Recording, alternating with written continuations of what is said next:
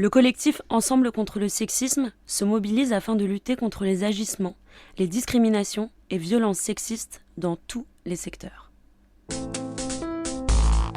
Le sexisme tue. Le sexisme tue la parole. Le sexisme tue le talent. Le sexisme tue l'innovation. Le sexisme tue la confiance en soi. Le sexisme tue le désir. Le sexisme tue l'avenir. Ensemble contre le sexisme. Ensemble contre le sexisme. Ensemble contre le sexisme. La langue n'est pas neutre, elle est le véhicule de la pensée, c'est elle qui donne le sens. On a tendance à minimiser son caractère politique. Les termes discriminants visent à rendre les femmes invisibles et à légitimer leur exclusion de l'espace public. Les stéréotypes légitiment les inégalités. Employons les mots justes, mais comment ? Pour en parler, je suis avec Raphaël Haddad, bonjour. Bonjour. Moira Sauvage, bonjour. Alors Moira Sauvage, vous êtes coprésidente du collectif Ensemble contre le sexisme, journaliste, essayiste. Raphaël Haddad, vous êtes docteur en sciences de l'information, de la communication. Vous avez fondé Mots-Clés en 2011, agence de communication inclusive. Vous êtes le référent de l'écriture égalitaire en France et le premier à avoir conçu le manuel de l'écriture inclusive. C'est bien ça ? Alors le référent, c'est beaucoup dire. Un référent peut-être, en tous les cas, c'est vrai que j'ai travaillé sur ce sujet. Et puis surtout, je suis certainement pas le premier. Cette pratique, l'écriture inclusive, est une pratique qui, d'abord sur laquelle il y a beaucoup de recherches depuis les années 70, mais puis surtout dont on retrouve des traces, c'est-à-dire le sentiment que par la langue se produisent, s'entretiennent ou se combattent des inégalités déjà depuis plusieurs siècles. On a beaucoup d'expressions à ce sujet dès le XVIIe siècle, XVIIIe siècle, XIXe siècle. C'est d'ailleurs toute une part de la thèse d'Eliane Viennot que vous connaissez, qui montre comment l'imposition dans la langue française d'un certain nombre de choses phallocentriques n'était finalement pas du tout naturelle pour la population jusqu'au XIXe siècle. Donc non, je suis certainement pas le premier sur ce sujet. Pas le premier. Alors, on vient d'évoquer la thématique de la langue. Donc pourquoi dit-on que la langue peut être sexiste ? Comment donc cette langue française l'est-elle ? Alors plus que la langue française qui serait intrinsèquement sexiste, ce sont les usages que nous en faisons ici et maintenant qui, eux, le sont. Alors, pourquoi est-ce que je fais cette distinction ? Parce qu'en fait, pour ne prendre qu'un exemple simple, les noms de métiers, les noms de professions, les grades, les titres, etc., existent potentiellement au féminin. Un officier, une officière, un capitaine, une capitainesse, historiquement, etc. Et puis on pourrait comme ça multiplier les exemples.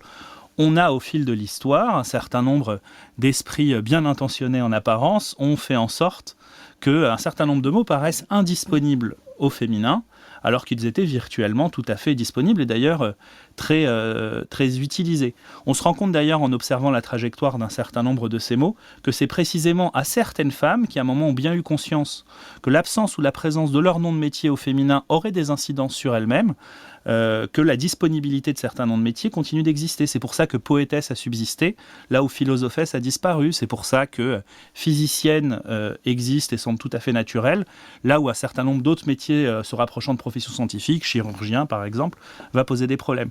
Donc en fait, la trajectoire de ces mots est sociale, elle n'est pas inscrite dans la grammaire ou dans l'orthographe. Et précisément, l'enjeu aujourd'hui, c'est de faire en sorte qu'un certain nombre d'usages qui réinscrivent la féminisation dans la langue soit banalisé. Donc, on peut dire que le langage est une mise en mots de nos représentations mentales. Alors, que le langage français dit-il aujourd'hui sur les femmes ?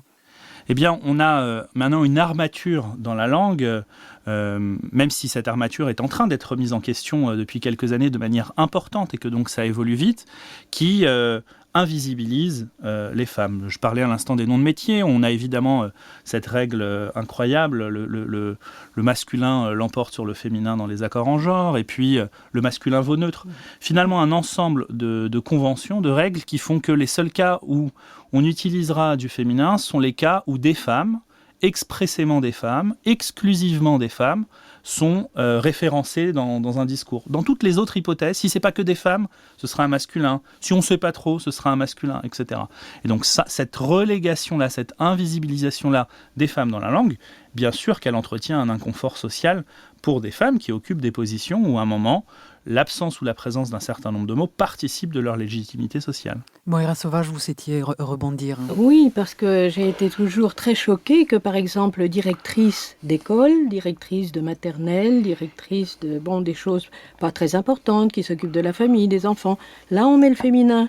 La même femme, si elle devient directrice d'une grande entreprise, on va mettre directeur. Madame Trucmuche, directeur. Il y a un problème.